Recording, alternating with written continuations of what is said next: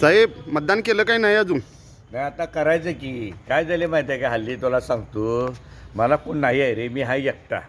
नाहीतर हे बघ आत्ता बघितले रे एका पक्षात चुलता एका पक्षात बा एका पक्षात चुलत बाबा ह्यो एका पक्षात आहे सगळ्या दगडा हात ठेवूनचं आत्ताचं राजकारण चाललं या 10 वर्षात. आता आमचं काय झालं आहे शिवी पण मीच देणार चुकलं पण मीच मारणार जेवाय पण मीच नेणार माफी मीच मागणार